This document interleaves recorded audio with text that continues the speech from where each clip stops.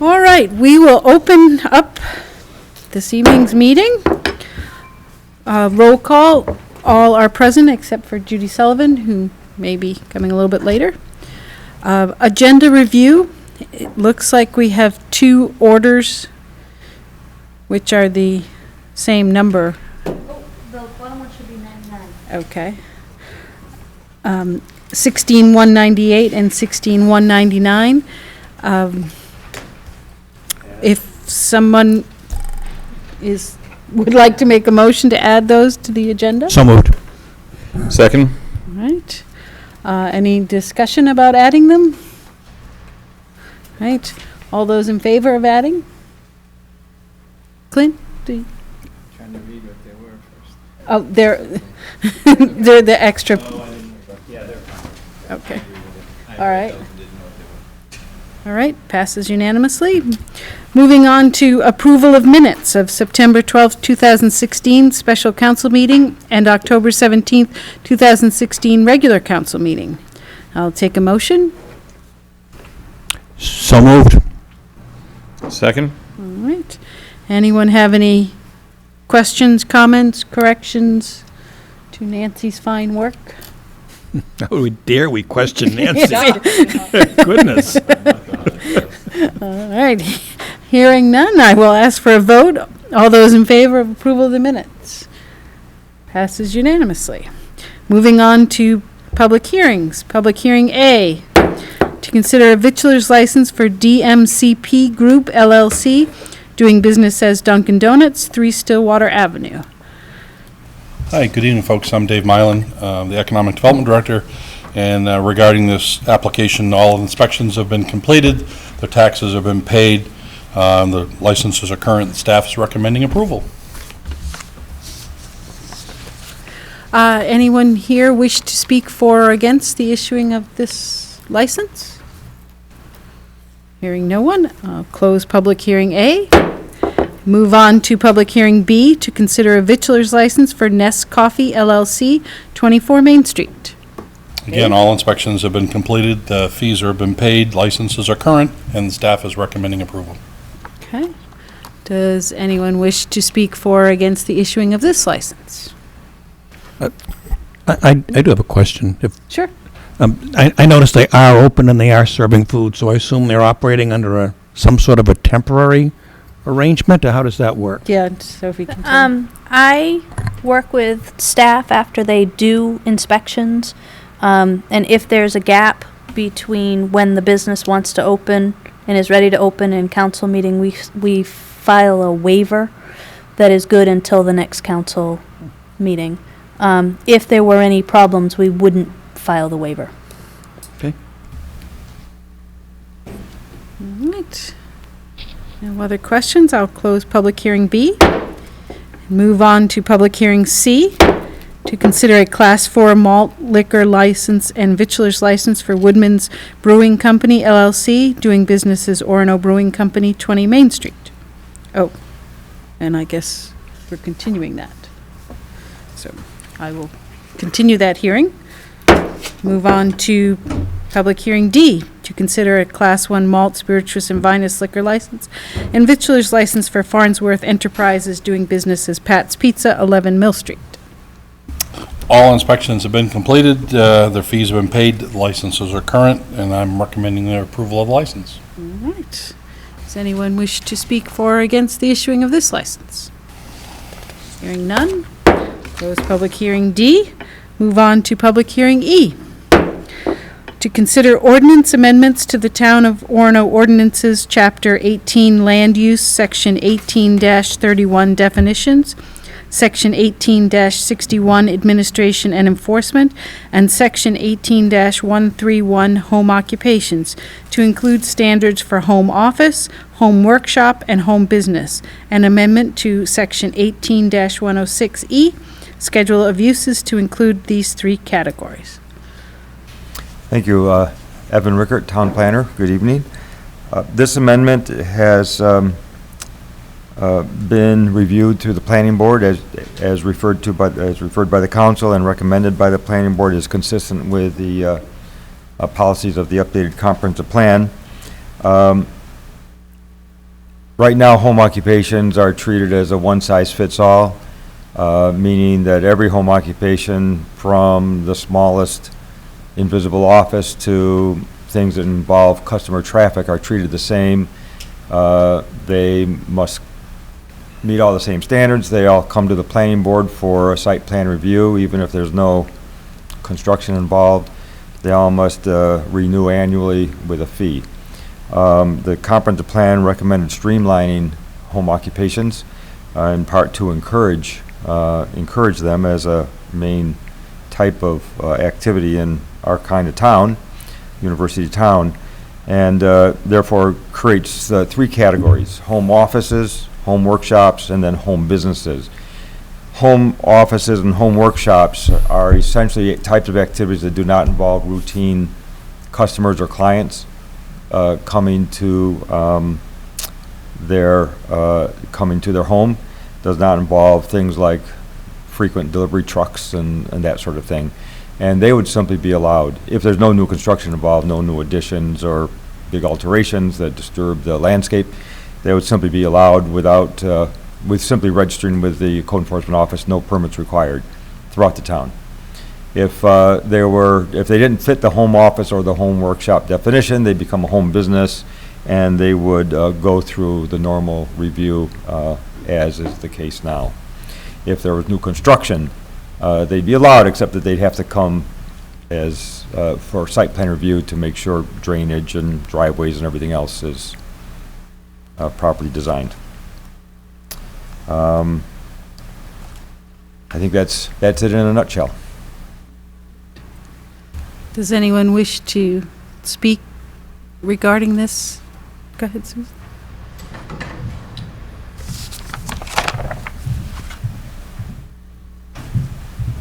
I'm wondering, are the fees for these three, so there are going to be three separate home occupation licenses? And are the fees the same? Or are the fees the same, or do the fees different for the three different types of licenses? I'm sorry, Sophie, I said, I don't think that's been considered by council, Susan. I think that would be taken up as part of the fee schedule discussion. Yeah, I think, 1 second.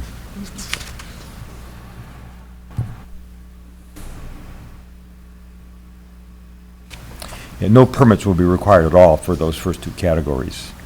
I suppose there could still be a fee, but if there'd be part of the fee schedule, but anticipation is that you might not even know, except for the fact that they registered, that they were there. Yep. Anyone else have any other questions or comments? All right, hearing none, I'll close public hearing E. Move on to public hearing F, to consider ordinance amendments to the Town of Orono Ordinances, Chapter 13, Environment, Article 2, Noise Control Ordinance, Sections 13-52, Definitions, and 13-53, Sound Level Limits concerning noise-sensitive areas. Evan? Yes, this is a clarification of an existing provision in the noise control ordinance.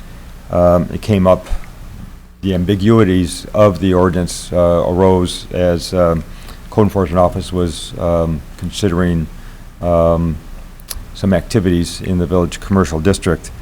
Right now, the ordinance appears to define noise sensitive. As you know, the noise ordinance prescribes maximum sound levels at different times of day in different zoning districts. It breaks out something called noise sensitive areas, and defines that as areas around or occupied by things like hospitals, nursing homes, churches, schools, and prescribes a lower maximum noise level for those situations. Whereas every other application of the noise level or the sound level has to do with sound at your property line. The noise sensitive area describes things as within a whole big radius of the church or school or whatever.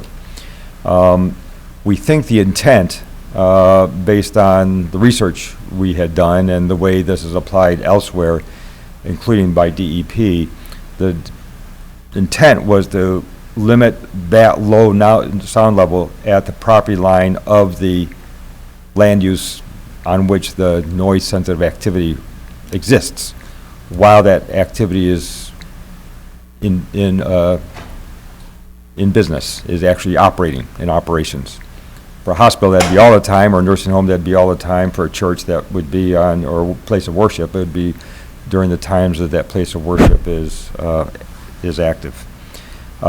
We think, we talked to the police department, code enforcement, they believe that that is the proper way to go. It's the way DEP would interpret it, their own standards, and it's the way other communities treat it. The ambiguity here suggests that it would be, you couldn't anywhere within 300 feet, no matter how far away you were within that 300 feet, no matter if it was on, 12 properties away, you couldn't have an activity that generated above these very low levels, which is stymieing at best and unrealistic, because already the ambient noise levels are above that, especially in a place like the Village Commercial District. So this revision would say at the property line of the property that is hosting that noise-sensitive activity, while that activity is in operation, there can be no noise level above these very low decibel levels at this prescribed times a day. Okay. And we talked about this a little bit in committee, but how is the issue addressed of a new noise-sensitive use coming into a location? How does that affect them?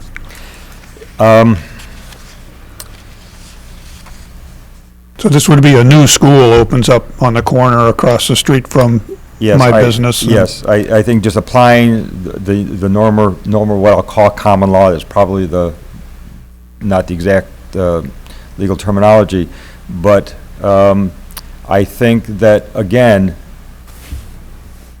that would have that lower decibel level would be enforced as property line for any new source of noise. Existing sources of sound would be grandfathered. That's going to get rid So of if there's a restaurant next door Yeah, to where the school goes, and that restaurant pre-existed and was legally pre-existing, it would be grandfathered. If a new restaurant came in at the same time, it would have to comply. so now you have two restaurants next door to each other, and one has one limit and the other has another limit. I mean, I think I believe that's simply the way the idea of legal nonconformance works. You could make it different if you wanted to, but I think you would run into some issues. The other thing I would just add is the restaurant that was there first could not become more non-conforming, meaning Right. if it were general street noise, traffic, some, customer traffic, you couldn't then, and then the school came in, you couldn't then have outdoor music, as an example. Do you know what I mean? You couldn't become more That's right. non-conforming. Yeah. And I think it's a good issue, Jeff, because we have some activities that would fall within the definition with possible development and redevelopment plans near them. And so it's a good question, but I believe that that's the way it would be resolved, Okay. lacking any other language. Makes sense to me. All right, does anyone wish to speak for or against not for or against, any comments on this ordinance? All right, hearing none, I will close public hearing F and move on to public hearing G to consider a 6-month moratorium ordinance on retail marijuana establishments and retail marijuana social clubs. I think that one's me. Okay. This moratorium ordinance borrows heavily from the ordinance that the city of Brewer recently passed. And I don't know if people have more up-to-date information than I do, but question 1, believe there's about a $3,000 vote difference. and that there is a push right now for a recount, so I'm not sure that we know whether question 1 has passed or not. Right now, I think the passage is what's, the vote count says that it passed. The purpose of this moratorium is to simply give council an opportunity to make sure that after the legislature enacts the law, you have adequate time to enact local ordinances to regulate, to enact or not, ordinances to regulate or not, the sale of, the retail sale of marijuana and marijuana social clubs within the town. And I brought this forward to your attention at committee, not because I thought council had a particular viewpoint one way or the other. We haven't really discussed it, but just a real concern that in the past, when we have not taken immediate action and activities have gotten out, retail activities have gotten out in front of us, council's not been happy. So the thought being, we would be able to take a pause and you'd be able to consider it, adopt ordinances, or choose not to, that you think are in the best interest of the community, before we're faced with the activity happening here. All right, does anyone wish to comment on this moratorium? Right, and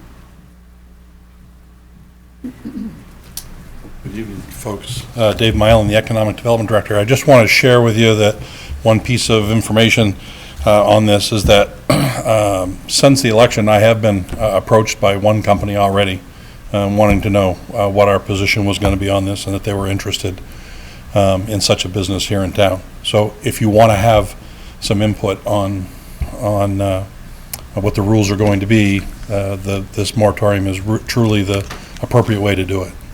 So it's not if it happens, but it's already happening. Thank you. okay, thanks, Dave. And just for clarification, could you explain how the rules on the effective date of this moratorium would work then? The effective date actually reaches back to our first public discussion about the moratorium, which is back in October. I think it was the 17th. That we would have 6 months from that date to enact ordinances. If for some reason there was a hang-up in, I think you want to see what the state law will be. If there is a hang-up in enacting the state law, you could extend the moratorium for another 6 months. Okay, To answer your question? Yep. Okay. just so people understand. I'm just curious about, you said brewer, that's what it said. What are some, do we know anything about Bangor, Old Town, or those kind of things, what they're planning to do? Because one of the things from a business point of view, whether you approve it or not, if it is enacted by the state, my concern is that we as a community might lose the business altogether. And so that's my only concern about it, because if Bangor says we're not going to have any moratorium, they're not that far away. So that's what I'm thinking. So I know that many communities are considering it. I know that Maine Municipal Association has a model ordinance out, that they are sharing with communities. I know the city of Portland considered it and opted not to do it. They felt like they had adequate regulations in place. But beyond brewer here, I don't know of any particular ones. And the reason I know about brewers, I reached out to them. And this doesn't have to do with use, this is just the sale, the establishment. This is simply regulating or not the retail sale and retail marijuana social clubs. All right, hearing no one else's comments, I'll close public hearing G and move on to acknowledgements by council members. Jeff? I feel compelled to acknowledge the excellent work that our staff did at the election. It was a big election with a lot of people, and I am personally aware of a lot of effort that went into that on the part of the staff. And it was everybody from the manager right down to people that work at the front desk downstairs. And I thought it all came off extremely well, and I wasn't there for the closing, but that went well as well, I understand. So just hats off to everybody and a great deal of thanks to the staff. Tom? Well, I wanted to echo what Jeff just said, that with a lot of hard work, and the first time it's been done there, I thought it really went very smoothly. I also might note, and somebody will know more details than I do, that two of the Orono high school teams, I guess, are state champs, so congratulations to them. Sam? No, just echoing Jeff's comments on the election. I thought that was a very smooth process. I know I and Castine thoroughly enjoyed voting. And although she peaked at my ballot, but I think that went very well. And also, I'll let Tom speak of this, but I know the Civil War Monument is up and looks fantastic and is facing south. Tom? Well, just to add on to the comments on the election site, I was skeptical about using the field house, frankly, and I made a point of going up there both during a not very busy time and a very busy time, and I can't imagine we could have had as smooth an operation in a different facility than the field house. I think that was just a great facility, and appreciate the hard work of Tom Spitz in making sure there was parking available for people, and it just went very, very smoothly, and we appreciate the university's cooperation on that. On some other items, I do want to acknowledge the Orono Historical Society, our Public Works Department, Sargent Corporation, and anybody else who's involved in getting the Civil War Monument in place at the cemetery. It does look great, and I'm glad it's there, and I've had several positive comments about it. You mentioned Orono High School athletic teams, and just for the specifics, the Orono High School girls soccer team won the state championship for the second year in a row. And so I'd congratulate Sid Dijek, their coach, as well as all team members. The Orono High School boys cross-country team won their state championship as well. And the girls cross-country team was the runner-up in the state. So congratulations to all those teams. Can I add one more thing? Sorry. Yeah. Sorry, Clint. I just really want to commend also, as we're talking about Orono High School, they just had a performance of Rent, which is a pretty high caliber show. They did an amazing job, and there's really a lot of great social content that was very important to today's society as well. So hats off to them for an incredible run. Okay. Clint? My turn? Yeah. Go for it. Of course, I want to say the same thing about the election. You guys did an awesome job. But the other thing, this is a very selfish thing. Every day I'm blessed that I get to drive up Forest Avenue without bouncing out of my seat of my truck. I want to say thank you to Rob and to the town council for approving that. So thank you.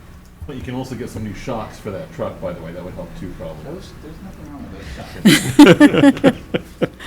I wouldn't have made it up that hill otherwise. Well, I too would like to thank all of the staff, the police, all of the front desk, everyone that worked on the elections, and even the college volunteers and the people that had to register to vote that stood in line for 40 minutes and I was ready for lots of issues and there weren't any, and I was very happy, and I even understand the Secretary of State was ready for issues and called us and said that we did an amazing job, so hats off to town. Yeah, I heard, I think Shelley mentioned from the Secretary of State's office they had not received one single complaint on the election process in Orono, and they had received many complaints from many other communities.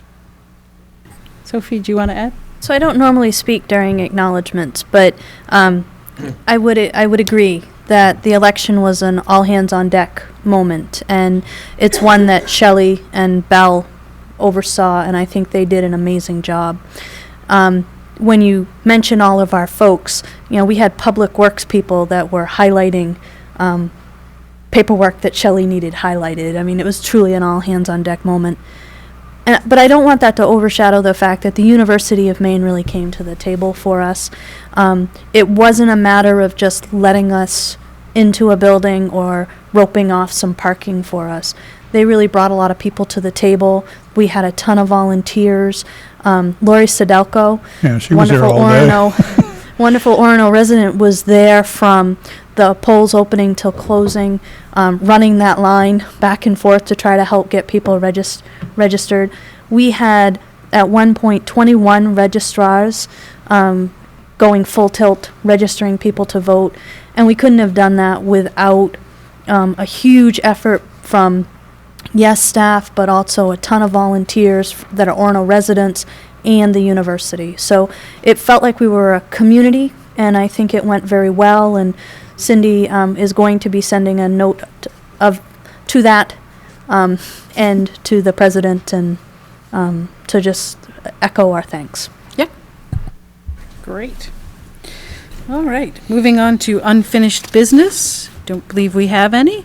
Next is the consent agenda. I'll take a motion to move the consent agenda. So moved? Second? Does anyone have any questions, concerns about the consent agenda? Hearing none, I'll take a vote. Actually, I do have a question, if I may. Okay.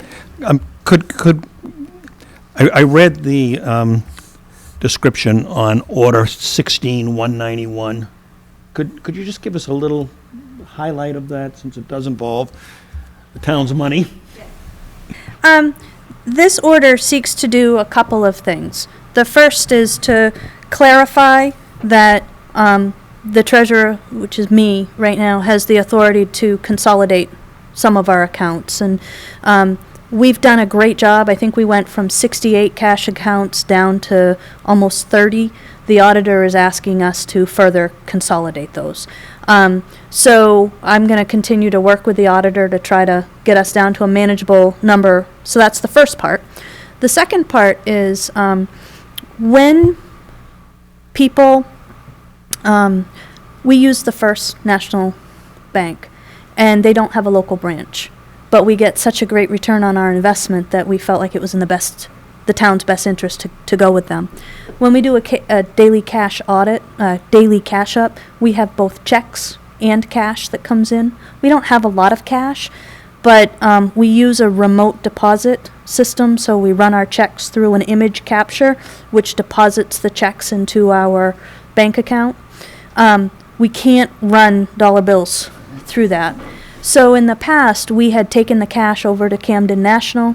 We had we would write a check off the Camden National account and deposit it with daily cash. And what that allowed us to do is to make sure that the daily deposit that went to the first matched the daily audit, which is really important from a cash accountability standpoint. We then, Camden decided to close this branch.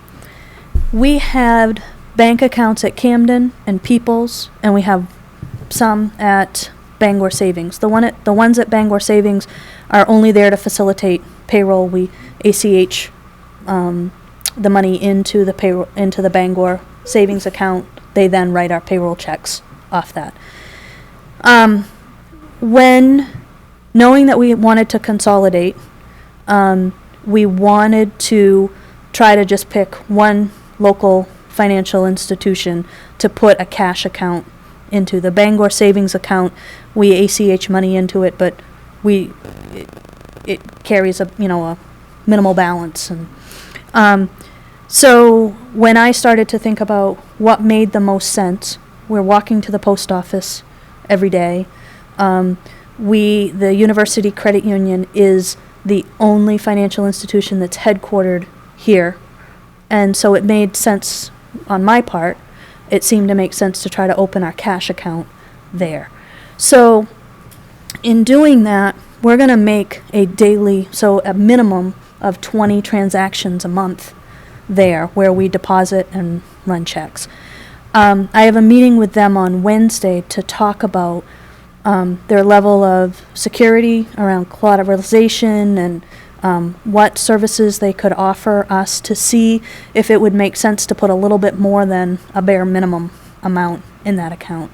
However, as much as I want to support the University Credit Union because it's a local business, I also think that we have a fiduciary responsibility to the taxpayers, so I wouldn't put a significant amount of money there if it was not going to get a return comparable to what we get at the first. So that's what I was trying to say. Thank you. You're welcome. All right. Anybody else have any questions or comments? Hearing none, I will ask for a vote on the consent agenda. All those in favor? Passes unanimously. Moving on to new business, Order 16193, order adopting ordinance amendments to the Town of Orono ordinances, Chapter 18-31 and 18-106E, to provide for self-storage facilities as distinct from warehousing and wholesale business, and to clarify definitions and locations of these uses. Could I have a motion, please? So moved. Could I have a second, please? Second. Now you can come up, Evan. Yes, Evan Rickert, Town Planner. This item has been to your public hearing, it's been the hearing before the Planning Board. A number of changes were made as a result of that hearing and recommendation to you, and further modified through your committee reviews.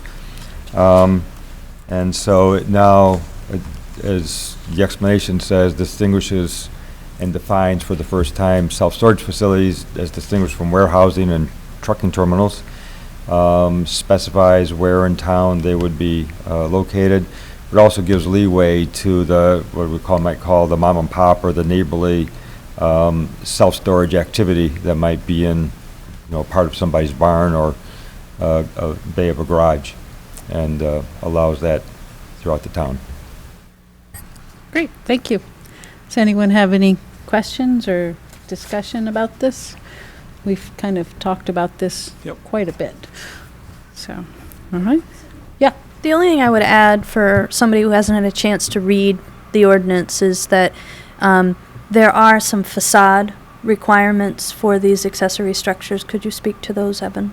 Yes, if for the in situation where what I'm generically calling the mom and pop kind of thing, where somebody is renting out part of a barn or a garage bay to someone for a fee, is a commercial activity, those structures would still have to have a residential appearance, meaning residential type siding, roofs that fit in with the the residential kind of architecture, and so it couldn't be a square orange Couldn't be an thing with industrial big white building garages. and- Couldn't be an industrial building, that's right. Great. Any other questions or comments? Hearing none, I'll take a vote on Order 16193. All those in favor? Passes unanimously. Moving on to Order 16194, order adopting ordinance amendments to the Town of Orono ordinances, Chapter 18-31, 18-106E, and 18-135, amending definitions and districts for types of travelers lodging. I'll take a motion, please. So moved. Second, please. Second. Trying to wake up the other end of the table. All right.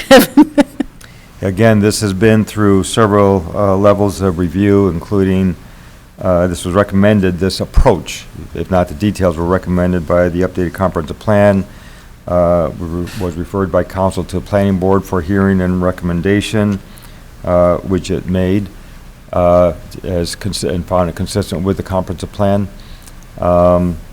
Came back to you in committee. There were some revisions made as a result of that entire process to the point where it is today. The essence of this is to provide some additional opportunities for types of travelers lodging. Today, all we have in our ordinance is you can either be a hotel or motel, which is a fairly intense commercial activity, or you can be a home occupation called a bed and breakfast, but it has to be operated as a home occupation with some pretty strict limits within residential areas. This creates a hierarchy of types of occupations, starting with the smallest, which would be a type of home occupation called a homestay, which would be 2 rooms, maximum of 4 guests and staying for limited periods of time. it would have to be operated as a home occupation. Bed and breakfast would be a step up from that in terms of size. Would not have to be a home occupation, would be limited to 4 rooms, 8 occupants at any one time. Obviously, any of these things are also going to have to comply with all fire code things, which is above and beyond the land use ordinance.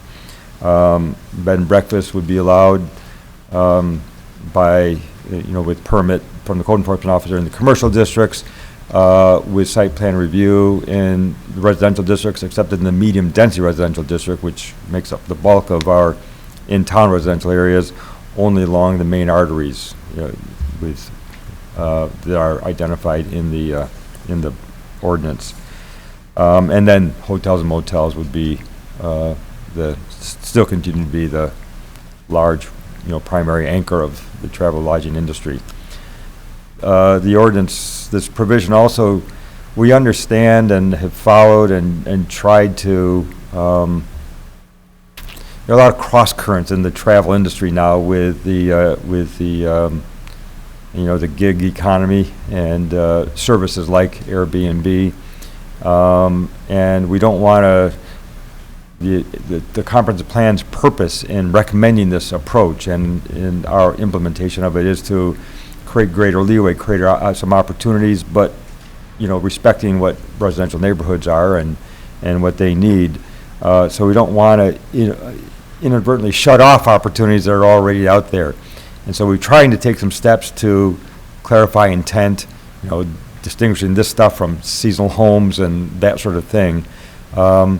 We may have to see how this works and make sure see if we got it right. And I would readily admit that we may not have it entirely right, and we'll find those things out as time goes by. But I think it's a good step in the right direction. I think it's mostly right at the very least. And Evan, at the bed and breakfast level and higher, it's site plan review.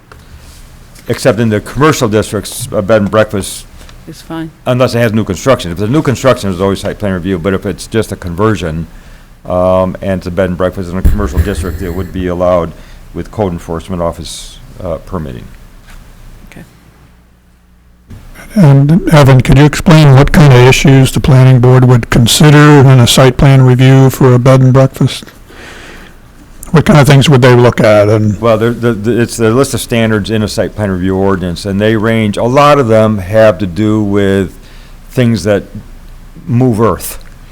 And often these sorts of things wouldn't move earth, it would be the conversion of an existing building. But even then, it would be looking at traffic, entranceways, parking, vegetated buffers, ability to comply with noise ordinance, things like that may or may not have anything to do with. lighting would be in Lighting. something that they would look at, okay. Signage, those sorts of things. But there'd be a bunch of site plan standards that would simply not be relevant. Okay. Does anyone else have any questions or comments? All right, hearing none, I'll take a vote on Order 16-194. All those in favor? Passes unanimously. Order 16-195, order adopting ordinance amendments to the Town of Orono ordinances, Chapter 18-31, 18-105, 18-106E, 18-1036 concerning certain land uses and dimensional standards in the Commercial 1, Commercial 2 Economic Development Zone and Village Commercial Districts. I'll take a motion. So moved. Second, please. All right. These are some fine tuning of some of the dimensional and use standards in these various commercial districts, again, as recommended by the comprehensive plan to either open up new opportunities or, in some cases, resolve some issues that we've seen over the last decade in some of these districts. The primary things that it does is it reduces some of the minimum lot size requirements in the commercial districts to acknowledge that a lot of the activity we see these days are really small businesses. They're not large, industrial buildings. It increases the allowable building height to a level that's routinely allowed by the planning board anyways upon site plan review, and certainly is consistent with our firefighting capability and more efficient use of the land. But I think probably the two most important changes it makes is that it would allow for the first time some multifamily activity in what we call the economic development zone. Understanding that multifamily development is a big part of our tax base, that people who live in those dwellings often work at or near places that are in the economic development zone as places of work, other than the university, which is in a different district. And so there might be an opportunity to build near where people work. And would set the standards to be the same standards as in the commercial 2 district for those developments. Now, the other important change limits some of the intensity of that multifamily use. We've experienced some significant multifamily development the last decade, and the experience of the last couple of projects suggested to the Comprehensive Plan Committee that the limits of carrying capacity of the land were being pushed. Not because there are so many dwelling units, but because there are so many bedrooms in those dwelling units. And so there is now, for the first time, would be a limit on the number of bedrooms per acre, not only the number of dwelling units per acre, but the number of bedrooms per acre. It's those bedrooms that drive parking requirements and pavement and often the design of the entire development. And so the limit would be, as it is at present, 8 dwelling units per net acre. If you need that defined, I can tell you what that means. But 8 units per net acre, which is what it's been for a long time in Orono in these districts, if you're clustering the development, but also no more than 16 bedrooms per acre. So if you're going to have 8 units per acre, they would all be 2-bedroom, they would average 2-bedroom units. There might be some 1s and 3s, but they would average 2. If you want to have 4 bedrooms per acre, then it could be 4 bedrooms per unit. So that's the major change, and that's a key item that was in this section of the comprehensive plan. Okay. Does anyone have any questions or comments? I would just like to say that we've probably seen these things 4 times as council. 4 to 6 times, probably. 4 to 6 times. So, and they have been actively debated, so it's not that we're just passing them. All right, I will take a vote on Order 16-195. All those in favor? Passes unanimously. Moving on to Order 16-196, order adopting a 6-month moratorium ordinance on future development of Park Street in the C2 district and a portion of the University district. Take a motion, please. Second? Evan? Yes, this is, again, toward implementing recommendations of the comprehensive plan. The comprehensive plan didn't specifically suggest a moratorium, but it's one of the tools to implement the policy in the comprehensive plan that calls for a traffic management, transportation management program in that corridor. We know that it is a burdened corridor, and town manager and economic development director, public works director, and I think you all have recognized the need for some transportation management recommendations, some way to ease some of the transportation traffic burdens from, College Ave, Crosby Street area to the old town city line. And so this prepares a way to do that, and it puts a hold on development within the commercial district and a portion of the university district, which would be of primary concern, with some exemptions from the moratorium being any development that's already been approved prior to the date that this was discussed, single-family homes, home occupations, public safety facilities. Those sorts of things would be exempt, but all other activities we'd take a pause for at least 6 months, and it might be renewed for another 6 months if needed.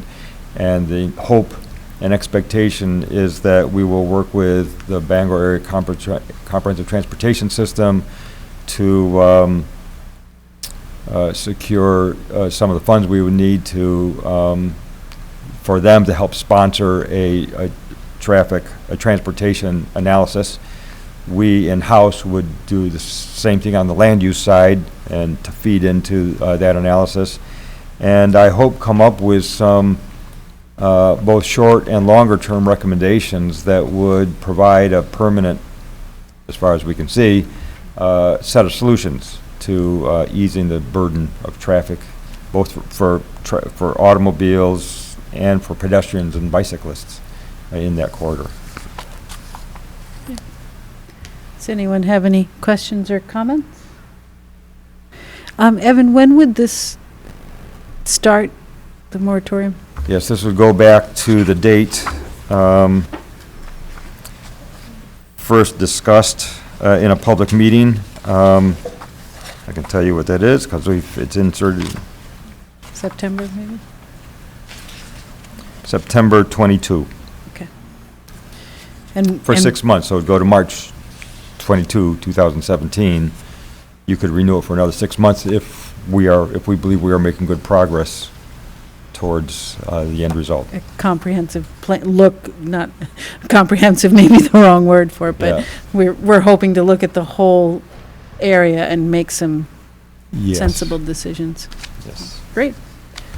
All right, having no other comments, I will take a vote on Order 16-196. All those in favor? Passes unanimously. Thank you, Evan.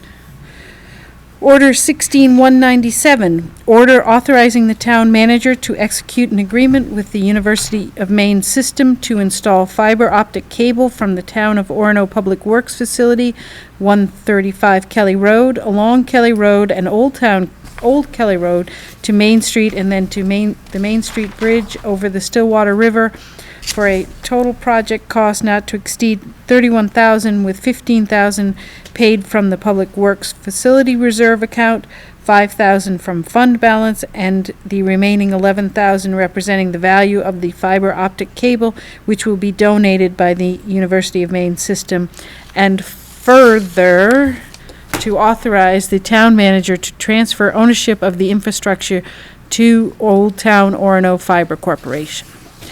I have a motion, please. So moved. Val? Good evening. I almost said good morning. Either it's not been a long enough day or it's been too long. Belle Ryder, Assistant Town Manager for the Town of Orono.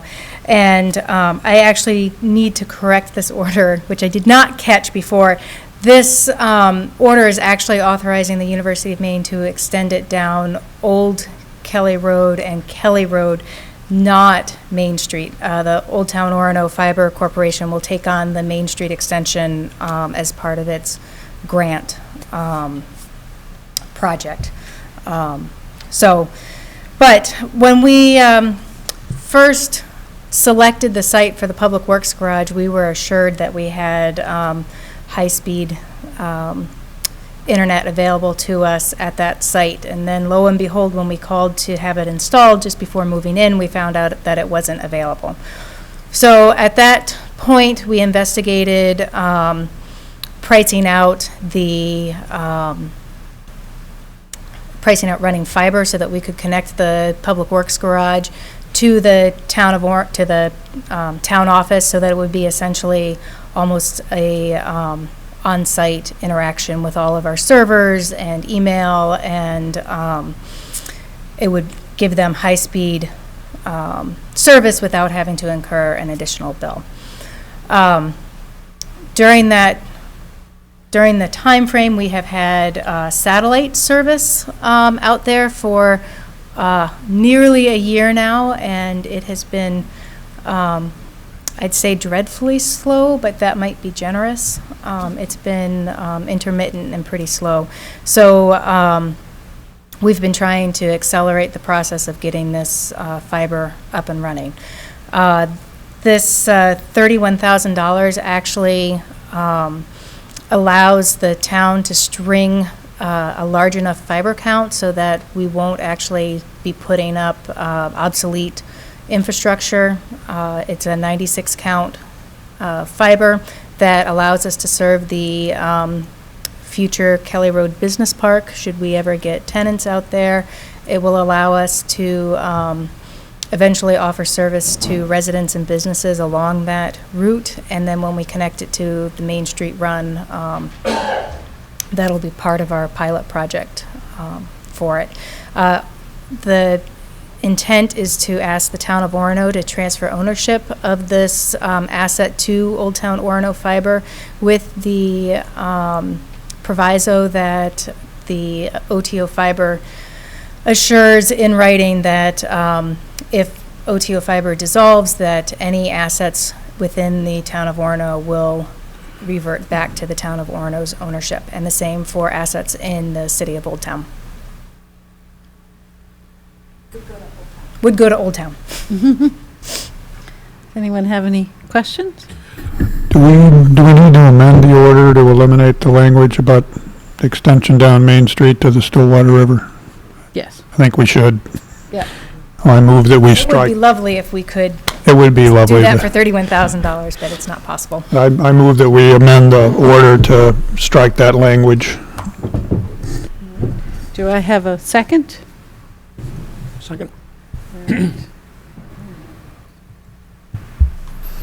So it would be along Kelly Road and Old Kelly Road to Main Street, and then eliminate, and then to the Main Street Bridge over the Stillwater River. I think, yeah, okay. So where will it be going? So does it exist already on Main Street? Isn't there a high-speed? So the fiber that we're asking for the money for will run from the Public Works Garage down Kelly Road, and then the poles actually go down Old Kelly Road. They don't go down that stretch Right. on Kelly Road. So it'll go down Kelly Road to Old Kelly Road. And until we have the rest of the fiber installed, we will lease capacity from the University of Maine, which has high-speed cable, which has fiber optic cable on Main Street to here. So we're just connecting into it down at the intersection of Main Street. Correct. Right, thank you. And there is cable on, there is fiber optic cable on Main Street. It's not last mile cable, so there aren't any what's called slack loops, which are points that you are able to splice into the cable to serve end users. The intent of the pilot project would be to run that cable down, run a last mile cable down Main Street. So it's not a redundancy. Is this the first asset of Orono Old Town Fiber? OTO Yes. Fiber? Okay. Are there similar projects going on in Old Town? This project is ahead of all the other projects because of the need to get high-speed service to the Public Works Garage. We actually applied for the pole permits under the University of Maine's license last February. We have been waiting, hoping that we would roll out the whole pilot project at one time, but our pole permits, once you have them out for about a year, usually they start getting a little fussy about keeping them open, and we don't want to have to go through that process of application again. So we're trying to move this section along for the Public Works Garage use. Go ahead, Tom. So I'd like a little explanation on the funding of this. 15,000 from Public Works Reserve. What was the purpose of that reserve fund? What are we not able to do once we use it? So, Rob had allocated $15,000 in his budget to deal with this problem. And so this comes from that allocation. The entire bond proceed for the construction of the Public Works Garage went into that reserve. So, this is part of the original budget for the construction of the Public Works garage.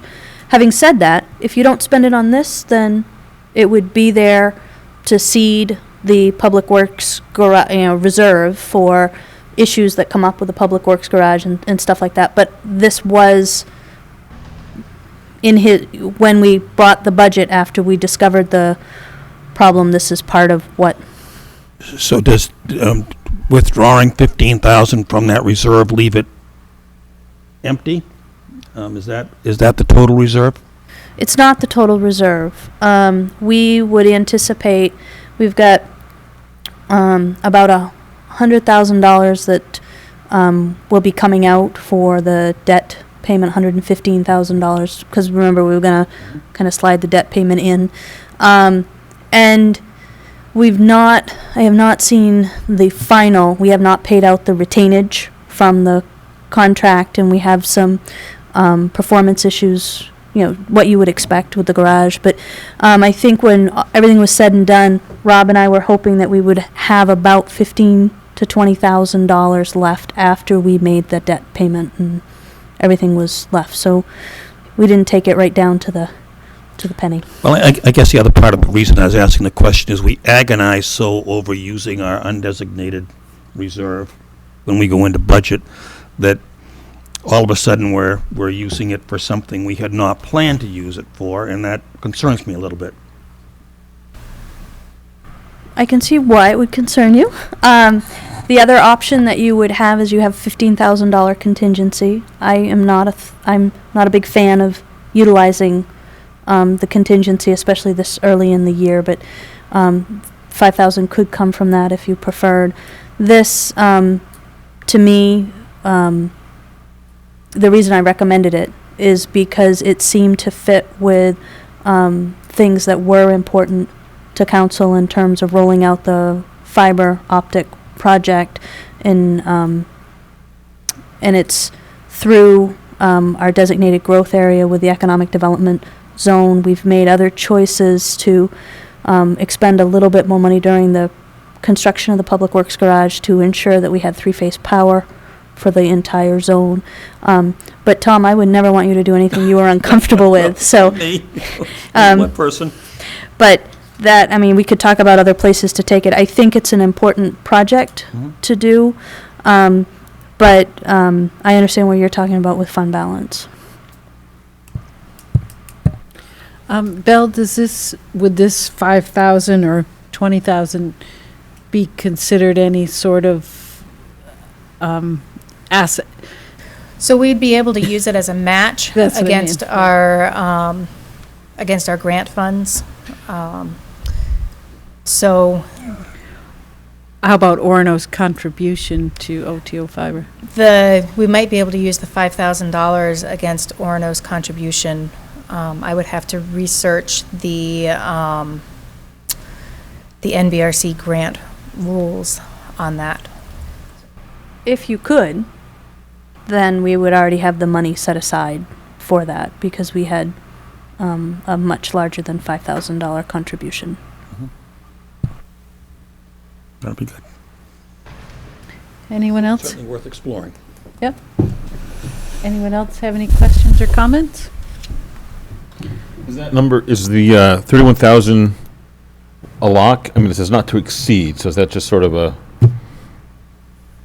that a hard number? We have a quote from the University of Maine for, I believe it's the 30,581 or something like that. And there's almost always some sort of when you get to a construction, some sort of an unknown. So we've put a small bumper in there for a not to exceed. Anyone else? Our handy dandy note taker tells me it's cleaner to take a vote on the amendment and then another vote. So all those in favor of amending Order 16-197? All those in favor? All right. Now, all those in favor of Order 16-197 as amended? Passes unanimously. Can I just clarify for my own? the way I understand from the comment, if I can find another way to fund this other than fund balance, I should do so and bring that back for you to confirm after I find the funds. Is that? That would be Okay. fantastic. Sounds good. I will not book this then, yet. Okay. And moving on to Order 16198, order authorizing the town manager to execute a municipal quitclaim deed to transfer the town's ownership interest in tax-acquired property currently designated as map 27-3, lot 31, 31 Gilbert Street, back to the prior owner of record, the estate of Regina Coker, as fees have been paid in accordance with the town's redemption policy. Take a motion, please. Move approval. Second. All right, Sophie? This is a tax-acquired property that the estate has redeemed, so they paid all of their back taxes. I think they actually have a credit of $7.78 on their account. And they also paid the redemption fee. And so now is the time for us to quitclaim it back to them. Because this goes back to the last assessed owner, the public hearing that you normally would have on the disposition of real estate does not need to happen. I will just say that where this is an estate, it is highly likely that I will be back here with another deed after we give them this one, that their attorney will prepare for us to get it to the appropriate person. But our policy is very clear that we quitclaim it back to the owner of record. Makes sense to me. Anyone else have any questions or comments? Nice to see it going back to family. All right, all those in favor of Order 16198?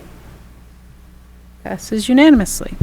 Order 16199, order authorizing the town manager to carry forward $750 from the FY 2016 municipal budget for the purpose of making improvements to the Keith Anderson Community House to support community theater and other activities.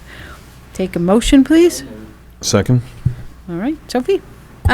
This is my error. When I came to you in September with our list of carry forwards, I omitted this from the list. This is a very long-winded way to say we have lighting and sound improvements that we wish to make here so that the soundboard and lights can work. What we've noticed is we've actually had more community theater activity in from a group that pays us to rent the space. And while it works fine for that one group, the other groups that are trying to utilize the space are having problems because our packs, light packs, are not universal. So this $750 is from the Parks and Rec budget from FY16 and would be used to make the upgrades so that these groups could have an easier time using the facility. And that, we had discussed that kind of in detail at budget time, as I recall. Yeah, yep. Any other questions or comments? Just quickly, I mean, you mentioned increased utilization for theater. I mean, do we have an idea how often? Is this a year-round kind of thing now? Which would be wonderful. Well, I will tell you, in the last 2 months, we've had a lot of theater happening over there. We had the middle school doing its production.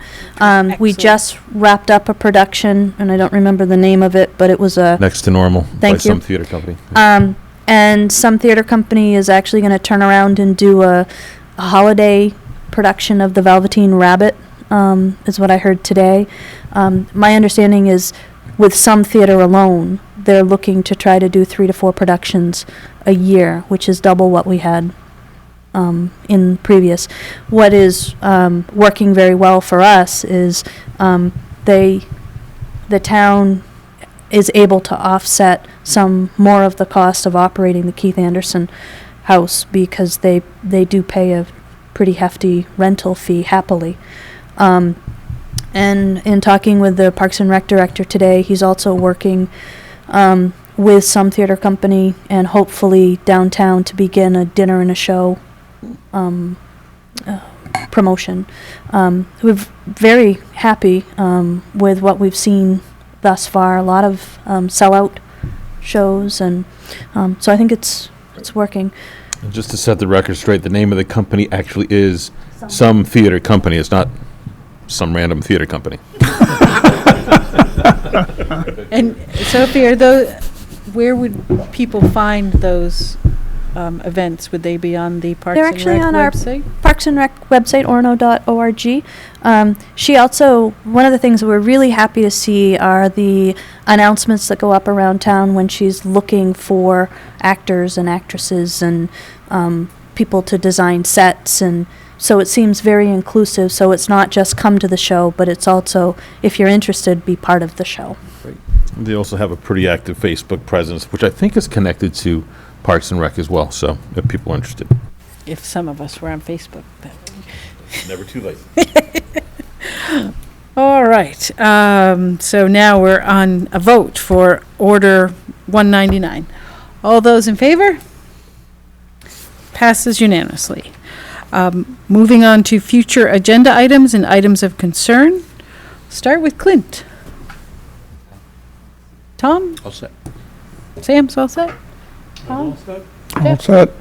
I just Not wanted to, concerned about anything. I just wanted to mention that the Thanksgiving dinner is coming up Oh, yeah, that's right. on Thursday, right? And do you need council members there for that? If any, My turkey's thawing as we speak. any council members can help dish out the peas and the cranberry, that would be wonderful. Yes. I have just a couple of things that you might be interested in. The first is a reminder that December 5th is Light Up the Night, and we have the parade in place. I'm sure Dave will come up with a much better name, or did I get the name right? Parade in place? There we go, Float Around Mill Street. And the theme this year is Holiday Lights, Light Up. Holidays around the world. Oh, all right. Holidays around the world. With lights, lots of lights. And so that's going to be, I think, a very fun-filled evening. We have lots of community groups that we're partnering with to try to make that another wonderful evening. Also, I would encourage people who are interested in traffic downtown to keep an eye out for council committee agendas, because we have a finalized traffic study back, and Rob Yerxa will be joining council committee to review the traffic study and the findings from that. I know that we have many people who are very interested And that's in open that. for anyone in the public who wants. Anybody who in the public can come. Wide open invitation. I had another one and I lost it, so it must not have been too important. Everything is important. But you'll think of it in a minute. Moving on to public petitions, we don't have any. Public comments? Susan?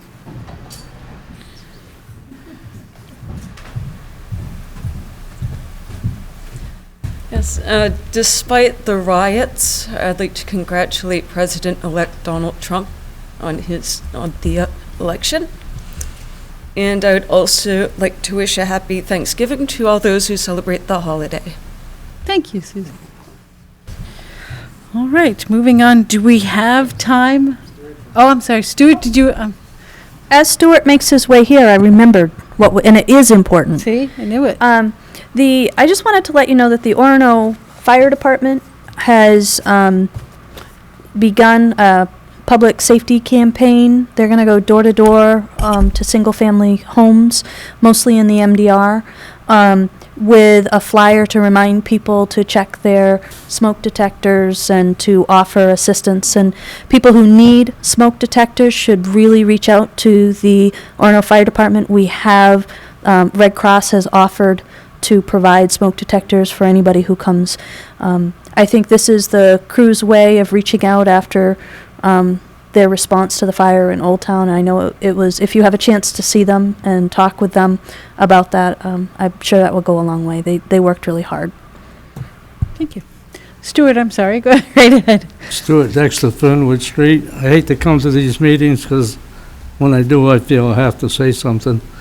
And excuse my face, must be Halloween something or other, but it's not contagious anyway. A couple of things, 3 things actually.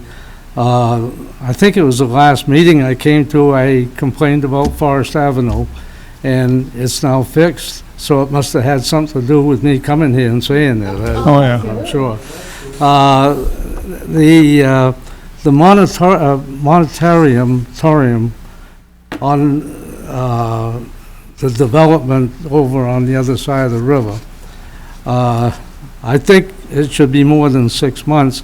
I think probably you should wait and see what this project here is going to look like when it's done. That's I guess you people know it's a disaster over there. Thank goodness I live on this side of the river. But I went over this morning and, well, there was one car that was stopped by 2 police vehicles. For some reason, I was pulling out of the Bangor Savings, and there's cars coming from all over, so I would think before you want to look at new development over there, maybe see if you gotta have an overpass or something in there, but anyway, that would be my suggestion, I guess. And I don't know if, when you make a 6-month moratorium, can't even pronounce it, but that's all right. Does that mean it can be extended for another 6 months, and that's the end of it? Or can you go 6 months, 6 months, 6 months? I think you can do I 3. think 18 months is the most you can go. But I think we'll also have a sense, Stuart, because of the modeling that we have available to us for the roundabout that is planned to go in. Won't we be using some of the information compiled for the roundabout will Yeah. be part of our study? Yep. Because as I understand, when they were here the other night, it's going to be another year before they even start, and so it's going to be interesting to see what happens over there, but I don't think there can be anything that will improve it. But, my third item, probably it shouldn't be mentioned, I should have called the office, but approximately how many taxpayers have not paid their property tax when it was due? Any idea? I was going to alert you, I was going to ask this tonight, and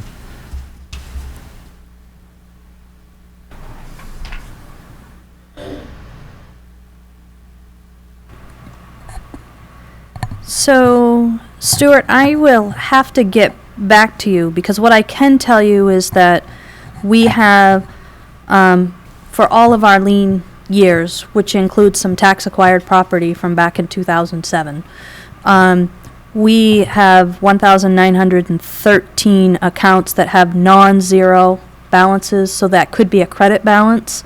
I want to give you the right information. I can run a report fairly easily.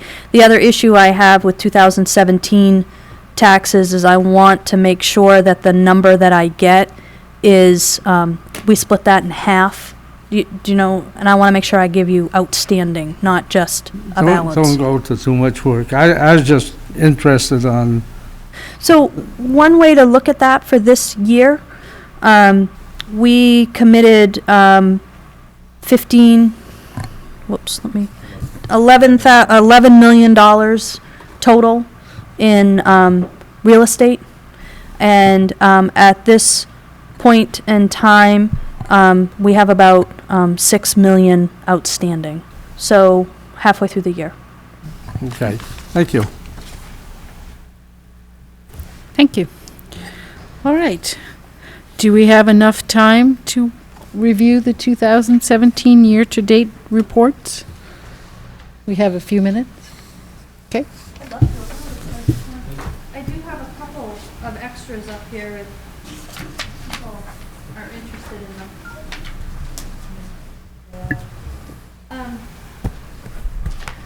You want me to just start, Cindy, and go through?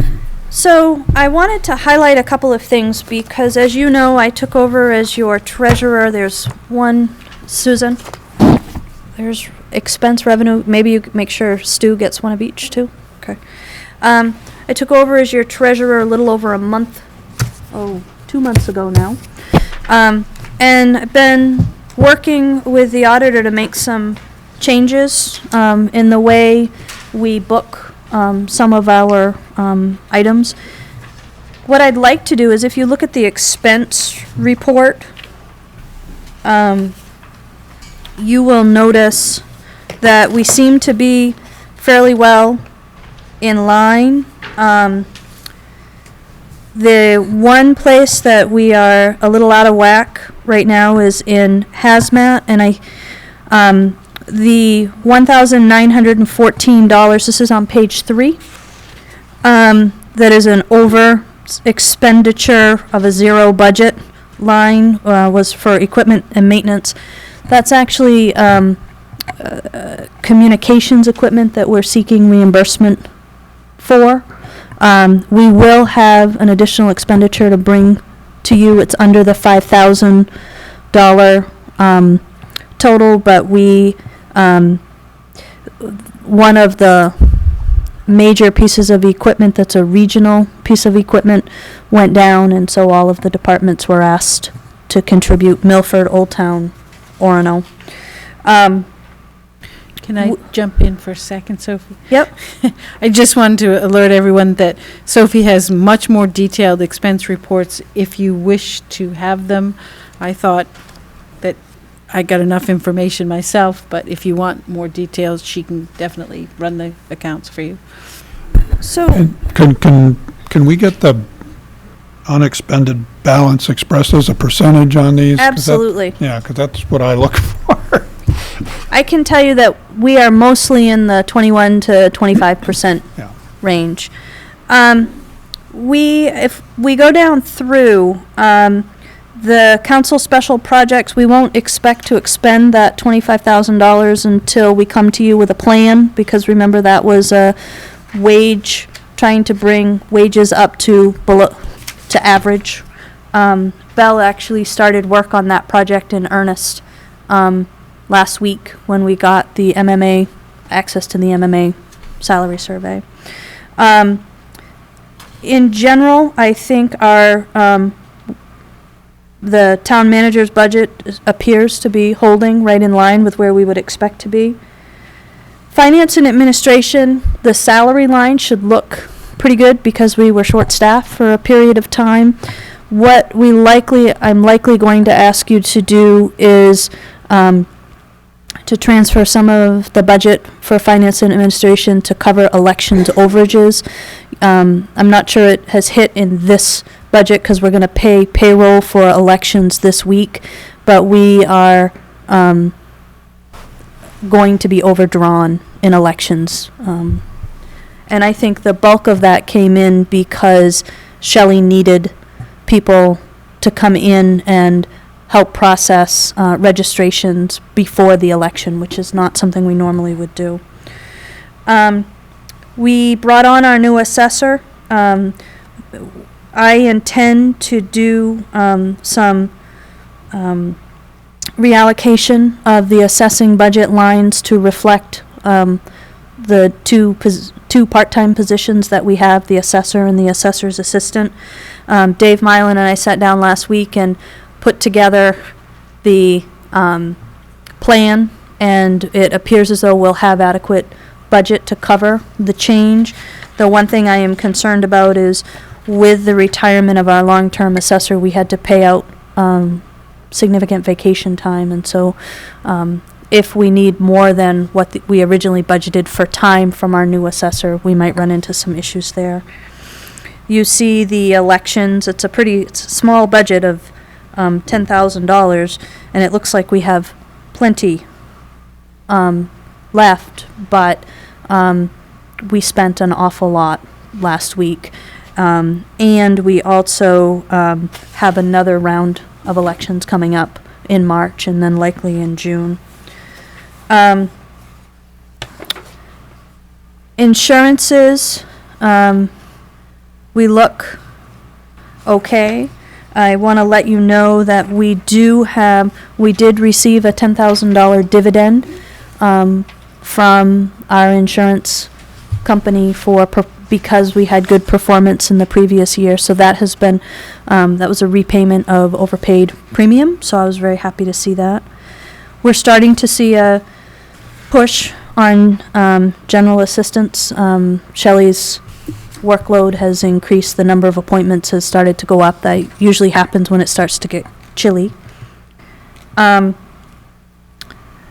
planning budget is the one that you will notice does not that does not have the carry forward. I'm working with the auditor to get the carry forwards from last year into this budget before we do audit adjustments. So as kind of a to just approve the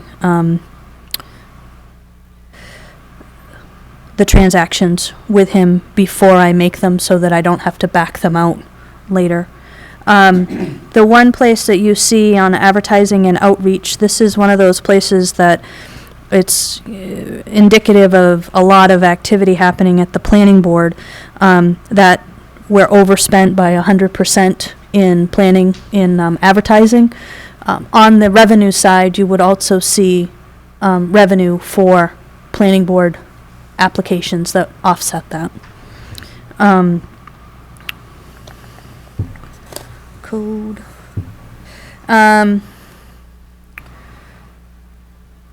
Police department is, I think, right about where we would expect to see it. Public safety, I think, is right about where we would expect to see it. Fire department, Rob and I are finalizing a plan. You knew that we were coping with two things. The first was the finalizing the labor contract after the close of the budget, but also we have had to cover a lot more vacation time than we would than the historic average would be. So we think we have it all covered. We're going to need to come back to you because it means reclassifying some expenses between fire department and hazmat, and because it's going between two budget lines that you approve at the departmental level, you will need to approve our plan. But we expect to have that for you in the next week or so.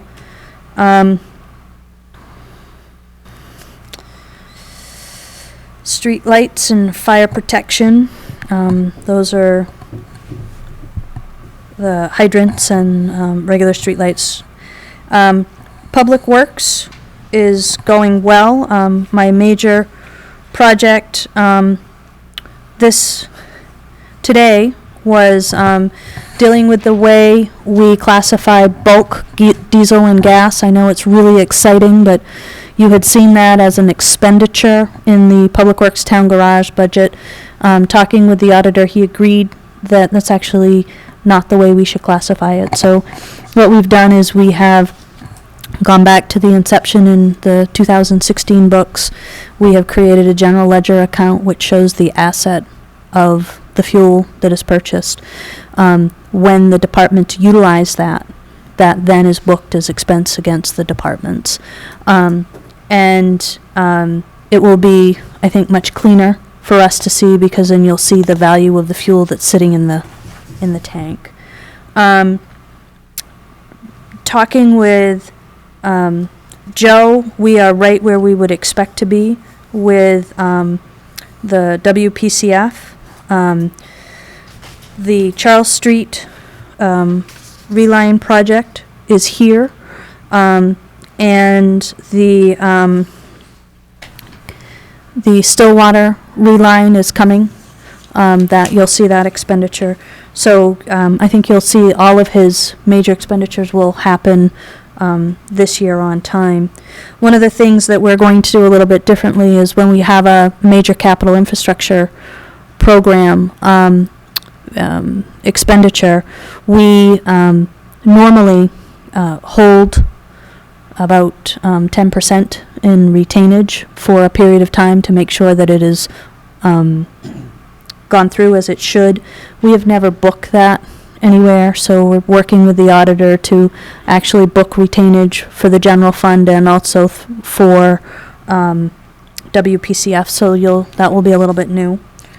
Library is going along very well. Parks and Rec, made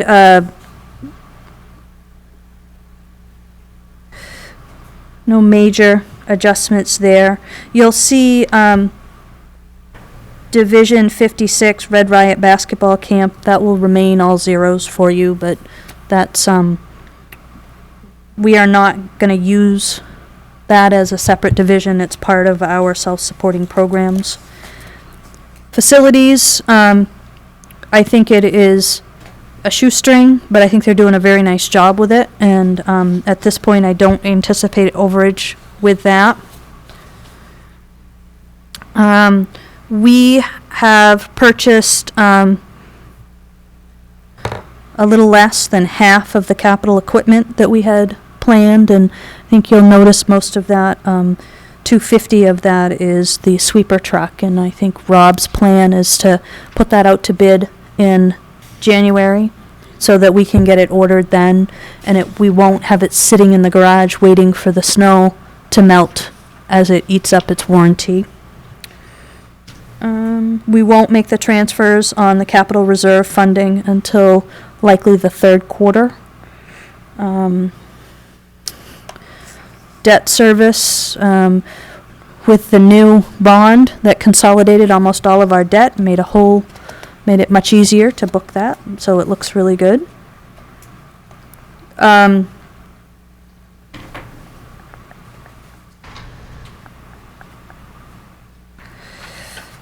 That is, Belle and I are working, we have some reclassifications on wages, where to change the way our payroll system imports into Trio. We are trying to finalize the spreadsheet that will fix that. But so the next time you come, you will see the payroll, especially as it relates to the TIFs, will be a little bit different. So that's what I have for expense. My assumption was you would holler at me if you had questions. Okay. Revenue. So, Sophie, what bonds do we still have out that we're paying on? Is that? All right, so let's see if I can do this. We have the OEDC bond, which is what we call it, but it's really what the town undertook for 3 Godfrey Right. Drive, that we have all of the funds in reserve to repay now that the building's sold. We have the bond for the building of the public safety building and the renovation of this building, which next year is the last payment on that. That was, all right. We have the library bond, I think, is still separate. We have the parking lot, the $2 million bond for the wall. And then the rest of it, WPCF and town, about $17 million for a variety of things. That included the sewer separation, the sanitary and stormwater separation project on Gilbert Street, the the building of the renovations at WPCF, those kinds of things. Does that make some sense? Yep. OEDC bond, though, we cannot, it's not callable, so we can't pay it off early. Okay. You ready to talk about revenues? I like revenues. This is divided up in general by department, and I think we did that to make it a little easier for staff as they receipted things. Just because it's under a department, it does not mean that it is allocated to that department.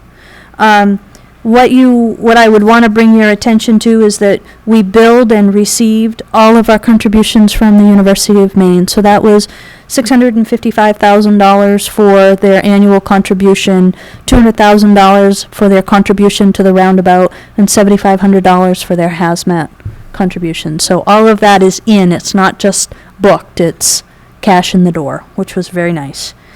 One difference that I made, and you may or may not like it, it has always I have not enjoyed reading financial statements that look like we are millions of dollars in the red. And some towns choose to do that and not book a budgeted tax collection, real estate and personal property tax. I took the amount that we committed for this year, even though the revenue here will be supplementals or abatements for all years would impact this line.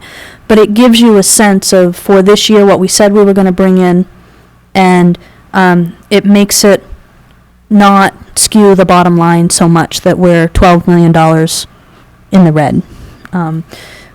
If you don't like that setup, we can go back to the way it was, but this is, and I would just remind you that taxes are receivable, so we book all of the revenue when we commit the tax or the supplement. We take it away when we abate the tax, but on the general ledger, we keep track of the receivable of what's owed. One of the projects that I'm working on, and you'll notice it under Finance and Administration account 4410, I'm not happy with the way we have been booking our investment earnings, and I've come up with a plan. I just want to pass it by the auditor so that we fully recognize all general fund investment earnings here as a revenue, and then we can allocate them to their related general fund, general ledger account. But it's a little bit of a difference in the way we've done things in the past. Homestead exemption, and Betty represents, again, this is a little bit different. We've put this in based on the amount that was committed.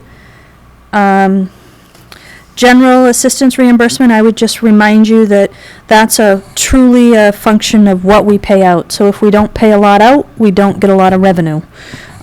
If you started to see the general assistance expense line go up and the revenue line stay low, then you should be having a conversation with me about whether or not the state's paying us or we're doing our reports.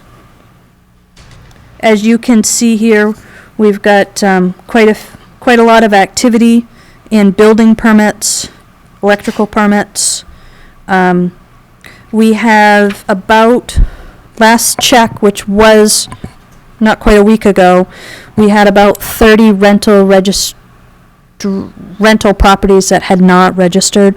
We were at the point where we had sent you better talk to us or else we're going to file in court. Last week, Bill went out and Dave asked Bill to go and look at each of the properties to make sure we weren't doing this at properties that were vacant, or, we want to just make sure that it makes sense, knock on the door, see if they're rented. And the plan would be to file in court for the violation of the rental registration ordinance when Bill gets back from his vacation. Police, we are not seeing the level of parking permits that we would expect. I talked with staff at the public safety front desk, and she indicates that the comment she's receiving is that people are willing to take a risk on a parking ticket because they feel like without the month-to-month option that we had offered in the past, this was too expensive. So what I will be interested, because we still have parking passes right now, which is unusual. We'll see when the police start ticketing. Well, I think they've started, but when that activity continues, if people will continue to think that. As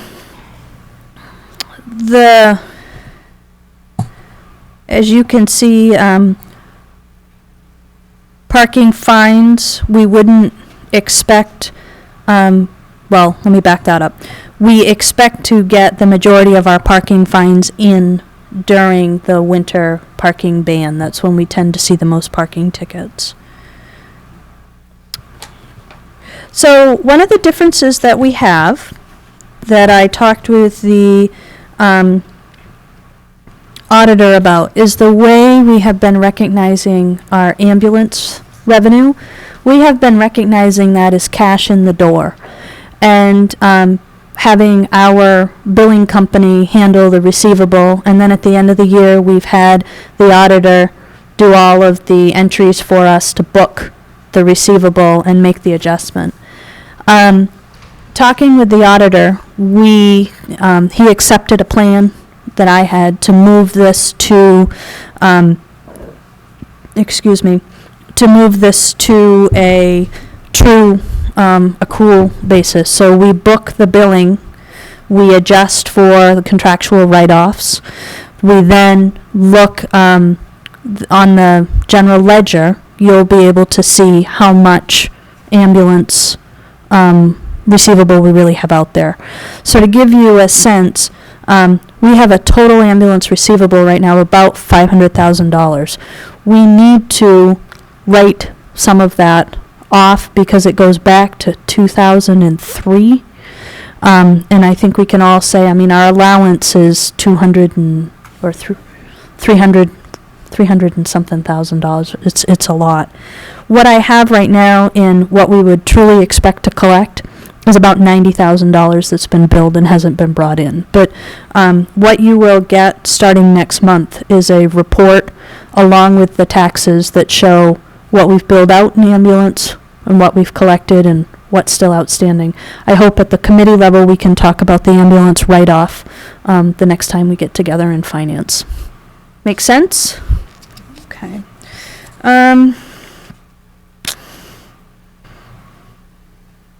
I would just bring your attention to the fact that sewer billings are, again, one of those accruals where when you bill, it hits the revenue line, and then there's a general ledger line where we maintain the receivable. Right now, we have gone through the 30-day notice and have approximately 40 liens that will be put on. We moved it out just a little bit. Sewer allows us to do that longer than taxes do. To get us away from elections, staff was just a little inundated. But right now we have about $160,000 outstanding on sewer, so we're going to continue the liening process to try to get people in the habit of paying their sewer bill.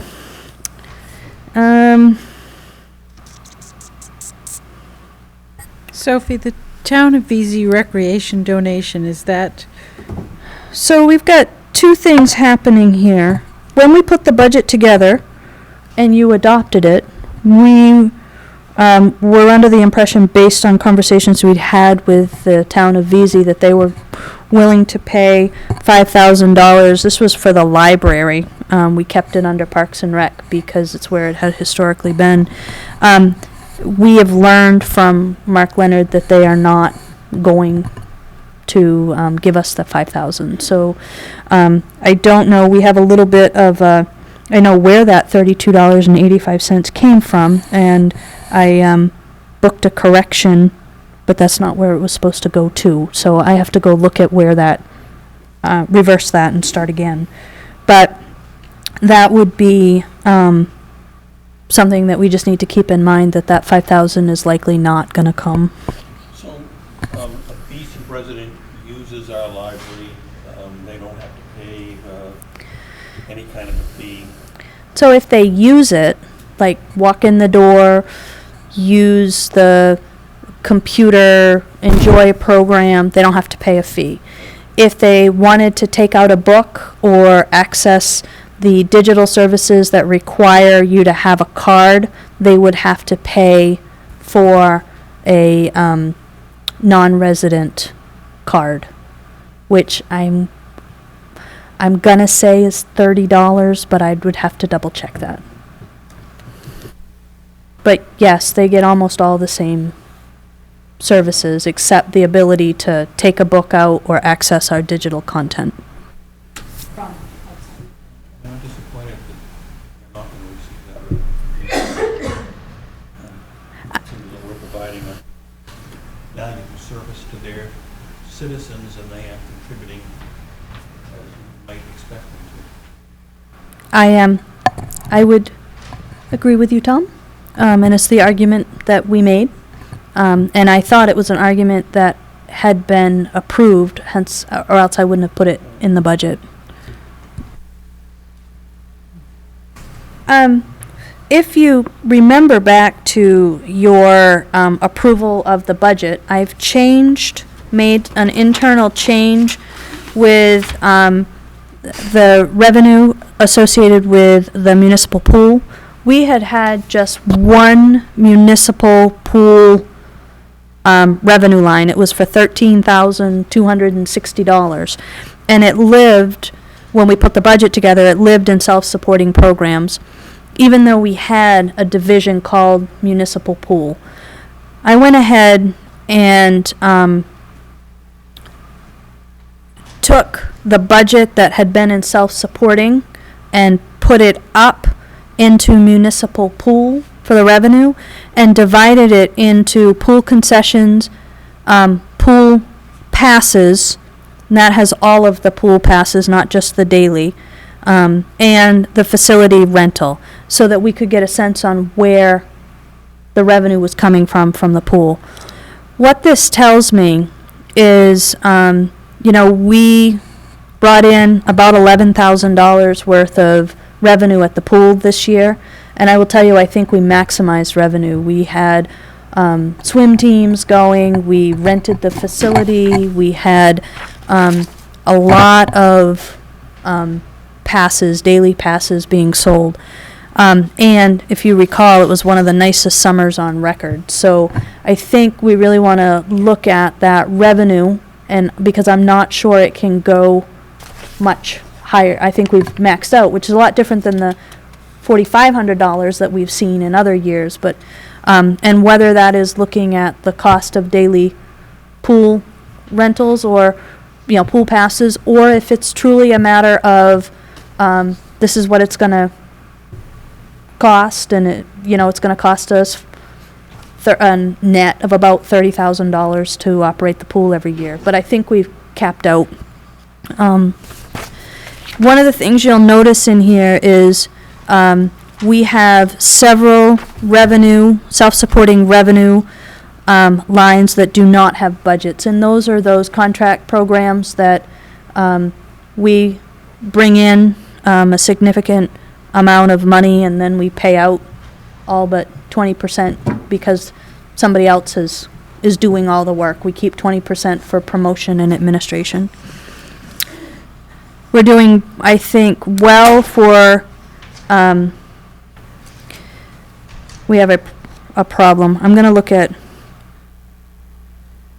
the facilities rental, and I'll get back to you on that one.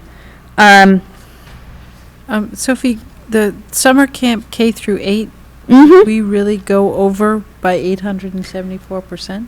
We thought, well, we have not received the bill from the University of Maine, so this is all of the revenue from this program. We will keep 30% of the net revenue, so we'll come down. We probably will be in that $4,000 range when we're done. And but we pay for it out of the revenue because it's not an expense, it's a revenue sharing program. But what's really nice is that we don't have a huge expense associated with that.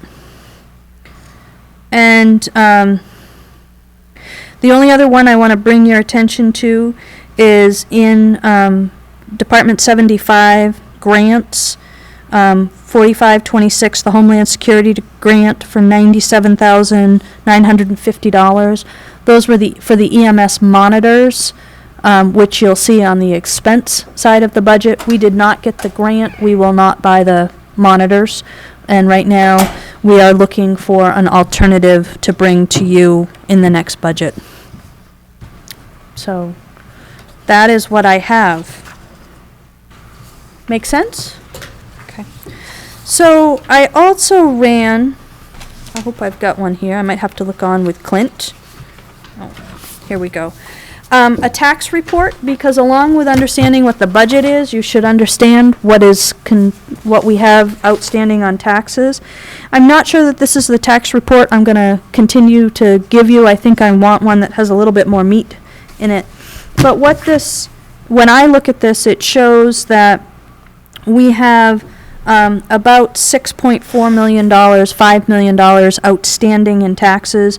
For 2017, I think we're pretty well on target. I don't think we're way behind. What